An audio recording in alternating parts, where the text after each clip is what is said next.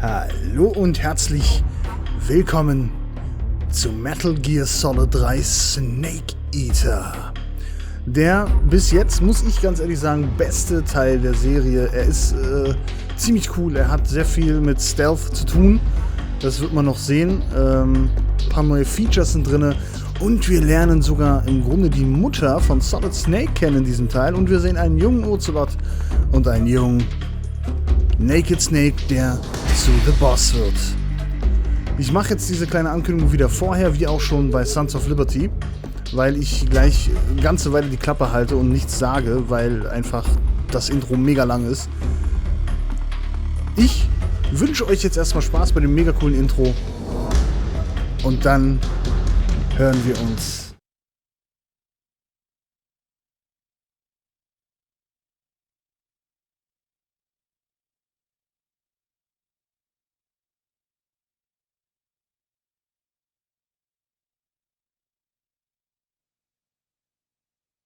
After the end of World War II, the world was split into two, East and West. This marked the beginning of the era called the Cold War.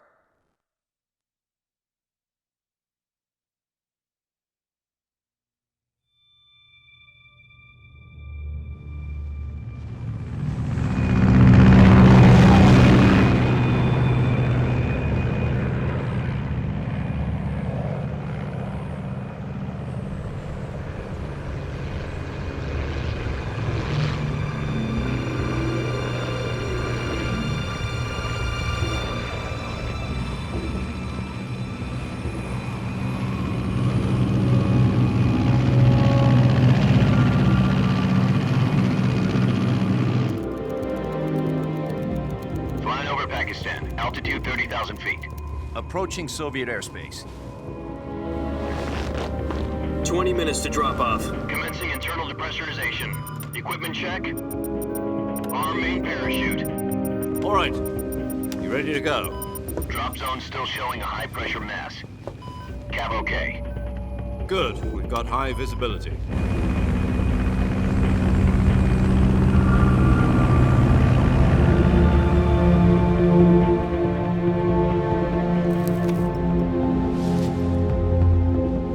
Put out that cigar. Connecting oxygen hose to interior connector. Put on your mask.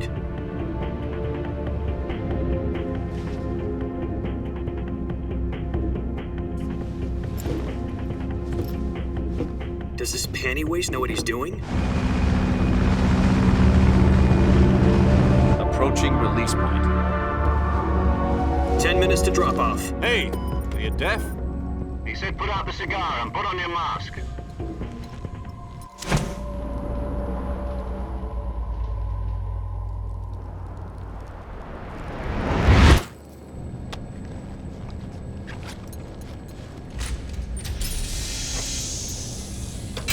Depressurization complete. Checking oxygen supply. 6 minutes to drop off. Opening rear hatch.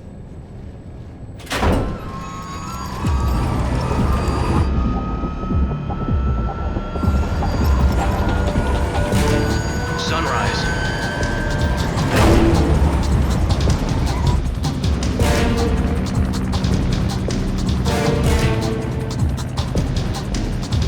External temperature minus 46 degrees Celsius. 2 minutes to drop off. Stand up. You'll be falling at 130 miles per hour. Try not to get frostbite from the wind chill. 1 minute to drop off. Move to the rear. Activate the alarm bottle. This is one for the history books. The world's first halo jump. 10 seconds to drop off. Stand by. Status okay. All green. Prepare for drop-off. Countdown. 5, 4, 3, 2, 1. Spread your wings And fly. God be with you.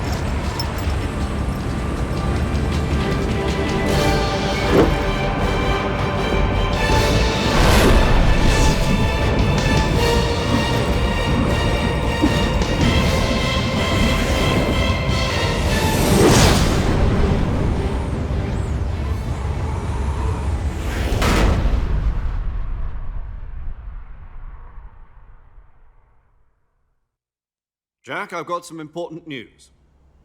The head of the CIA has finally given us the green light for the Virtuous mission. Virtual mission? No, the Virtuous mission. The future of our Fox unit depends on it. If it succeeds, we'll be officially organized into a unit. Virtuous mission? Sounds like some kind of initiation ritual.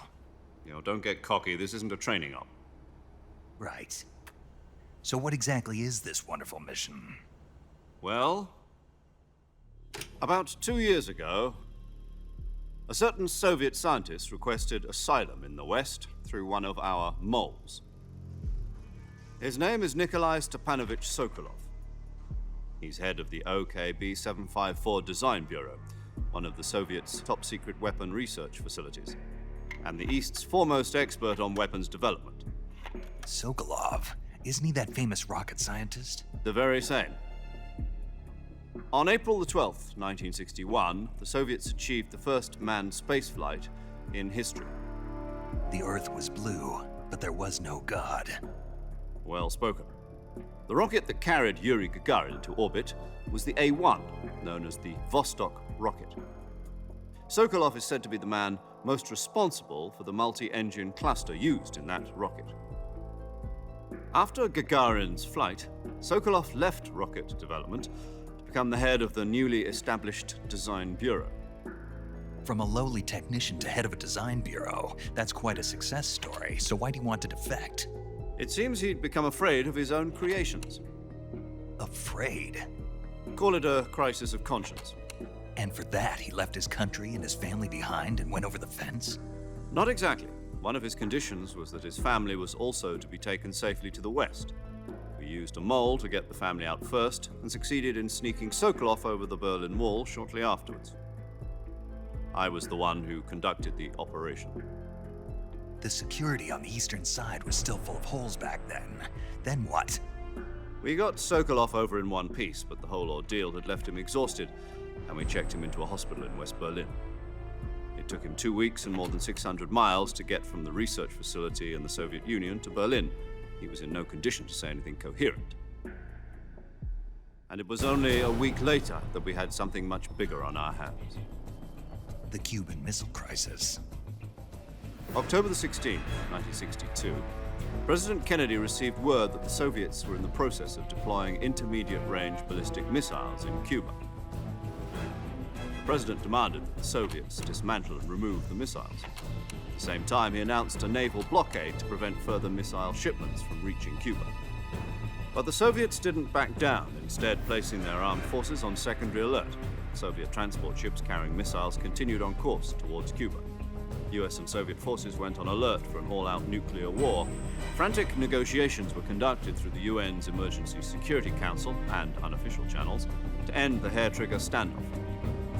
Finally, on October the 28th, the Soviet Union agreed to remove its missiles from Cuba. And so the world avoided a nuclear holocaust. But in order to get the Soviets to pull their missiles out, we had to make a deal. You mean the one where the US agreed to remove its IRBMs from Turkey? No. The Jupiter IRBMs deployed in Turkey were obsolete, and we were going to get rid of them anyway. They had no strategic value whatsoever to either the US or the Russians. The Turkey deal was a ruse, a cover story that was fed to the other intelligence agencies around the world. So what did the Russians really want? Sokolov. They wanted us to return Sokolov. You mean the Soviets pulled out of Cuba just to get their hands on Sokolov? That's right. What the hell was he working on? At the time, we had no idea. We were running out of time. It was either give up Sokolov or risk full-scale nuclear war. In the end, we had no choice. President Kennedy gave in to Khrushchev's demand. The next day, I got Sokolov out of the hospital, handing him over to agents on the eastern side. Sokolov kept on screaming, "Save me," until he disappeared from my sight. Then a month ago, we received some new information from one of our moles. About Sokolov? Yes. He was taken back to the research facility and forced to continue working on the weapon in question under KGB supervision. What's more, it's on the verge of completion. So what kind of weapon is it? Something to do with space rockets? No, missiles. Same technology. I guess you're right. We don't know the details, but it appears to be a new kind of nuclear device. For half a year now, the Soviets have been conducting frequent nuclear tests at Semipalatinsk. Something to do with the weapon, I assume. We're talking about a secret weapon so big that Khrushchev was ready to pull out of Cuba to get it back. Is Sokolov still in the facility? No, according to our intelligence, he's in Selinoyarsk, a place in the mountains about 3 miles to the west that's known as the Virgin Cliffs. The Virgin Cliffs. Nice name for a virtuous mission. They moved him there just recently. Why? Apparently, they're conducting a field test of the weapon, but it's our best chance to get him back. This mission would never have been possible if he was still in the research facility. This is our last chance. Sokolov must have known that too when he contacted us.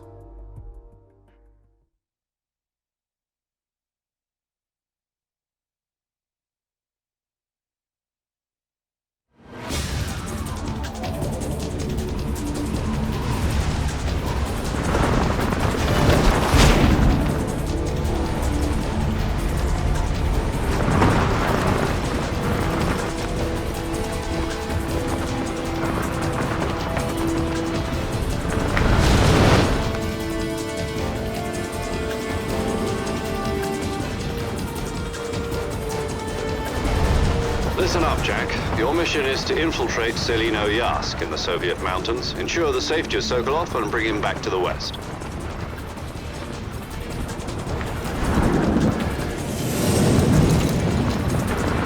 If we don't get Sokolov back before that weapon is complete, we'll be facing a major crisis. The clock is ticking.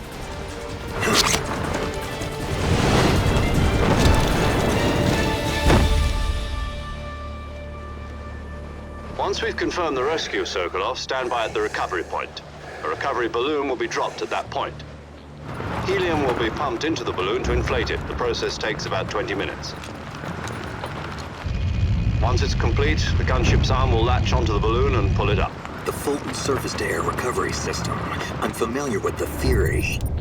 Take it easy. It's been combat-proven. Do you think Sokolov is up to it? The shock will be less than during a parachute jump, and the arm can handle up to 500 pounds.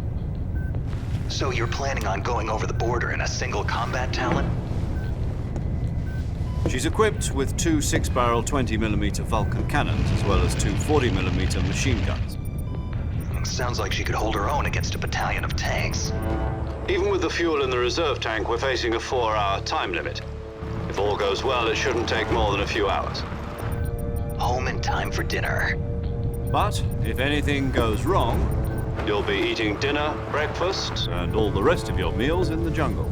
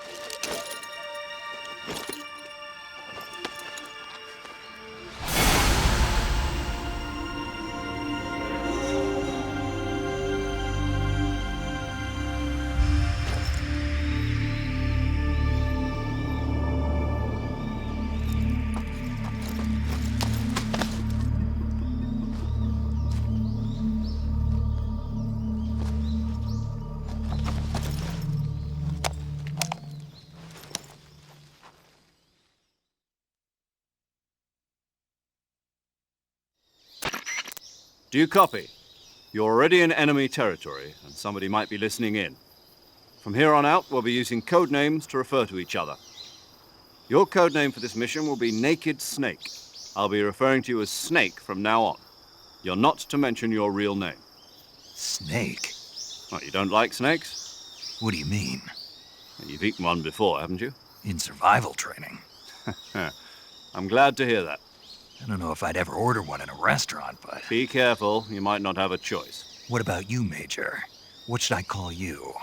Let's see. I'll be Tom. Call me Major Tom. This will be a sneaking mission. You must not be seen by the enemy. You must leave no trace of your presence. Is that clear? This kind of infiltration is the Fox unit's speciality. In other words, weapons and equipment are procured on site.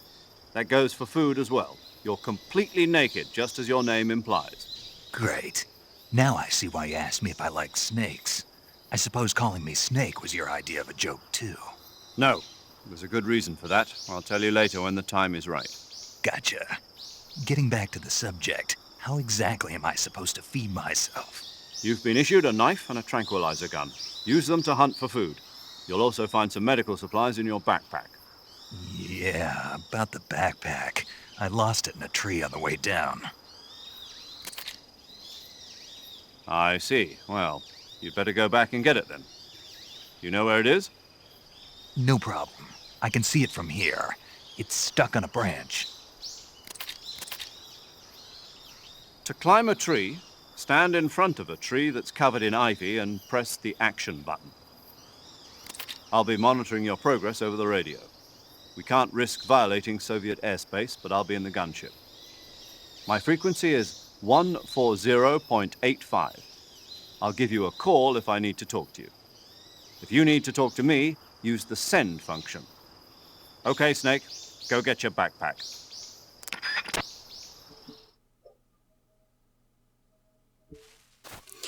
So, und damit sind wir im Spiel Metal Gear Solid 3 Snake Eater. Wir haben eine frei drehbare Kamera und wir sehen oben schon Splitter olivgrün. Das ist eine sehr, sehr wichtige Anzeige. Man sieht da eine Prozentanzeige.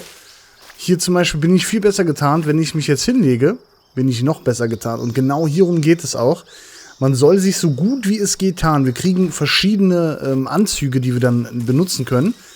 Und wie der gute Major Tom, ich glaube, der nennt sich später Major Zero und den Namen sollte man sich merken, der hat nämlich noch Relevanz. Wie er schon so gesagt, wir müssen uns tatsächlich unser Essen selbst besorgen. Und wir müssen uns auch verarzten. Wir können uns verletzen, Knochenbrüche, pipapo, und die müssen wir dann heilen.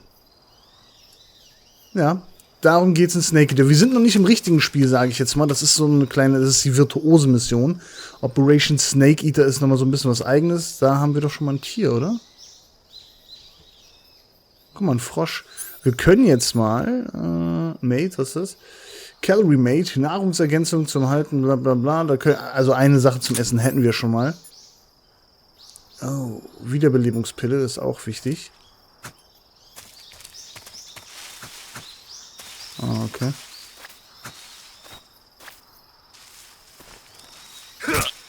So, Frosch ist tot. Und da kriegen wir eine kleine Ration. Und so müssen wir uns unser Essen holen. Was ein bisschen blöd ist, das ist alles jetzt in einem, glaube ich. Das werden wir noch gucken. Verzeihung. Aber so müssen wir uns unser Essen halt zusammenkratzen und selber für Rationen, sage ich jetzt mal, sorgen. Ist halt ein ziemlich cooles Spielelement, ein Gameplay-Feature, was eigentlich wirklich geil ist in dem Teil. Und wir müssen jetzt erstmal unseren Rucksack holen. Ich habe leider keine Ahnung, wo der ist, aber Snake weiß es eigentlich, aber er sagt es mir leider nicht. Das ist ärgerlich. So, wir werden... Moment. Und wie gesagt, das ist noch nicht das richtige Spiel. Da kommt nämlich noch ein bisschen mehr dazu. Ach, da ist er. Alles klar. Das ist so, naja, sagen wir mal ein Tutorial. Kann man ein Tutorial sagen? Das ist so ein bisschen der Anfang der eigentlichen Snake Eater Mission. Eine Schlange. Warte mal. So. Auch hier kriegen wir natürlich wieder eine Ration draus. Jetzt haben wir noch eine Schlange. Und die können wir halt ganz normal essen. Wir müssen halt selbst für unsere Ration sorgen, müssen gucken, dass wir genug mitnehmen können und so weiter und so fort. Aber erstmal holen wir uns unseren Rucksack.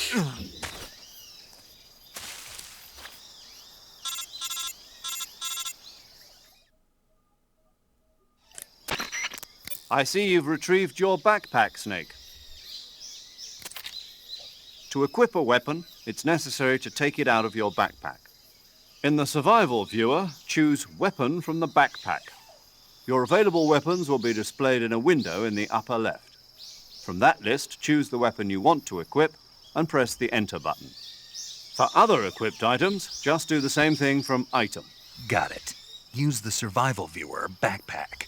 Yep, that's right. Survival is fundamental to this mission. After you've been out in the field for a while, your stamina will start to drop. If your stamina gets too low, it'll affect your performance. You won't be able to shoot accurately, for example, and your wounds won't heal as smoothly. Keep an eye on your stamina so you don't run out. To recover lost stamina, you can hunt for local flora and fauna. You can use either your tranquilizer gun or your knife to hunt. My only weapon is a Mark 22 Hush Puppy tranquilizer gun? That's right. It's been fitted with its own suppressor. However, the suppressor will deteriorate every time you fire. Once its durability reaches 0, the noise suppression effect will be gone. So don't get too trigger-happy with it.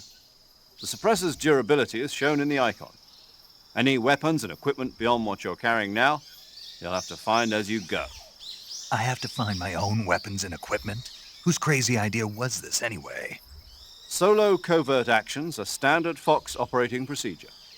You can't leave any traces of your presence. No weapons, equipment, footprints, sweat, or bodily waste. The same goes for bullets and cartridges, too. Your presence in enemy territory is already a violation of international conventions of warfare. There aren't supposed to be any American soldiers in Russia. It could spark an international incident. You can't let anyone see you. You can't let the enemy know you're there. This is a stealth mission. You're a ghost, Snake, in every sense of the word. And there'll be no rescue if you're captured. The military and US government will deny any involvement in the affair. Then I'll just have to take care of myself, huh? I'm afraid so. You've been given a fake death pill for that purpose. SIS guidelines stipulate that soldiers on covert ops like this one be issued a potassium cyanide capsule. Tape it to your body so you can take it when you need to. How generous of you. Use it if you're taken prisoner by the enemy. It'll send you into a state of false death for a short time. Fooling them into thinking that I'm really dead. So how do I come back to life? Just take the revival pill. You mean that thing they put in my tooth before the mission? That's the one. But be careful. If you remain in a state of false death for too long, nothing will be able to bring you back. Remember that. I'll keep it in mind. You said this was a solo mission, right? Right. I guess that means I can't count on any reinforcements. Correct. The mission rests entirely in your hands. A real one-man army. Relax. There's a support team ready to back you up over the radio. Who? I'll introduce them to you. This time, survival is of utmost importance. The first member of the support team will be in charge of monitoring your physical condition, acting as a medic, so to speak, as well as recording your mission data. She's a member of Fox as well, and she's here on the gunship with me. She? Hello, Snake. I'm paramedic. Nice to meet you. Paramedic. As in a medic who comes in by parachute. Aren't you going to tell me your real name? Are you going to tell me yours, Mr. Snake? My name, huh? It's John Doe. And they call you Jack for short. You're a regular Captain Nemo.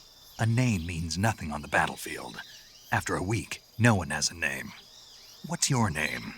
Jane Doe. Very funny. I wasn't joking, but I'll tell you my name only if you manage to make it back alive. My frequency is 145.73. She's also in charge of recording your mission data. Whenever you want to save, send a message over the reserved save frequency, 140.96. So saving lets me record my mission data. That's right. It also records the state of your health. Good to know. There's one more person I want to introduce you to, Snake. Huh? Speaking of snakes, you remember the boss, don't you? A legendary soldier and your mentor. Actually, it was the boss that got the DCI's authorization in the first place. She's going to be serving as Fox's mission advisor. The boss is? She also helped me plan this mission. She and I were at SAS together. Jack, is that you? How many years has it been? Boss? That's right. It's me. Talk to me. Let me hear your voice. It's been 5 years, 72 days, and 18 hours. You've lost weight. You can tell just by the sound of my voice. Of course I can. I know all about you. Really? Well, I don't know anything about you. What's that supposed to mean? Why'd you disappear on me all of a sudden? I was on a top-secret mission. You didn't need me anymore. But there were still so many things I wanted you to teach me. No, I taught you everything you needed to know about fighting techniques. I taught you all I could. The rest you needed to learn on your own. Techniques, sure. But what about how to think like a soldier? How to think like a soldier? I can't teach you that. A soldier needs to be strong in spirit, body, and technique. And the only thing you can learn from someone else is technique. In fact, technique doesn't even matter. What's most important is spirit. Spirit and body are like two sides of a single coin. They're the same thing. I can't teach you how to think. You'll just have to figure it out for yourself. Listen to me, Jack. Just because soldiers are on the same side right now doesn't mean they always will be. Having personal feelings about your comrades is one of the worst sins you can commit. Politics determine who you face on the battlefield. And politics are a living thing. They change along with the times. Yesterday's good might be tomorrow's evil. Is that why you abandoned me? No, it had nothing to do with you. I already told you, Jack. I was on a top-secret mission. A soldier has to follow whatever orders he's given. It's not his place to question why. But you're looking for a reason to fight. You're a natural-born fighter, but you're not quite a soldier. A soldier is a political tool, nothing more. That's doubly true if he's a career soldier. Right and wrong have no place in his mission. He has no enemies and no friends. Only the mission. You follow the orders you're given. That's what being a soldier is. I do whatever I have to get the job done. I don't think about politics. That's not the same thing.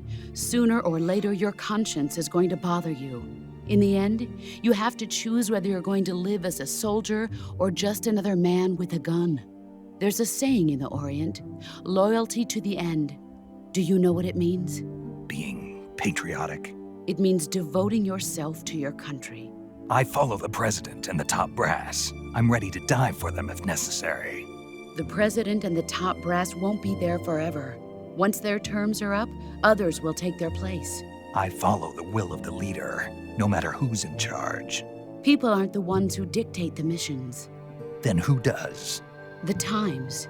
People's values change over time, and so do the leaders of a country.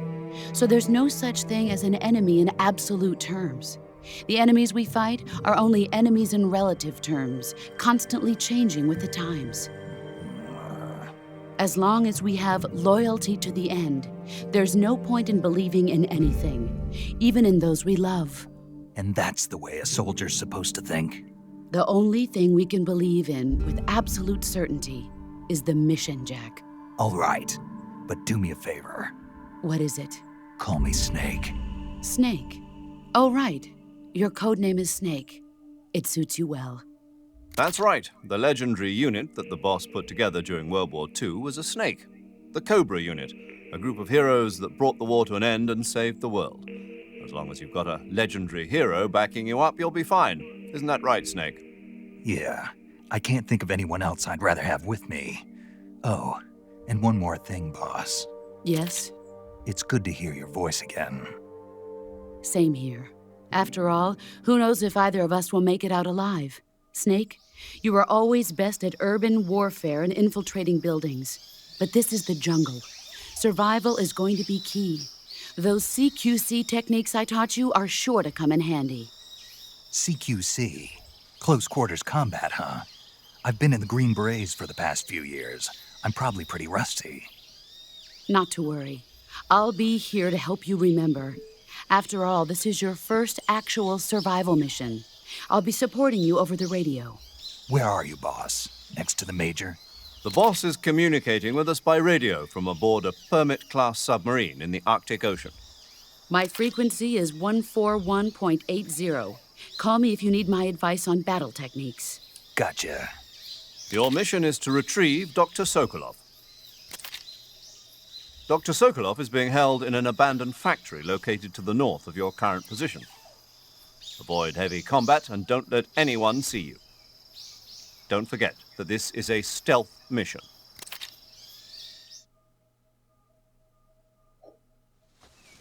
Snake, try to remember some of the basics of CQC.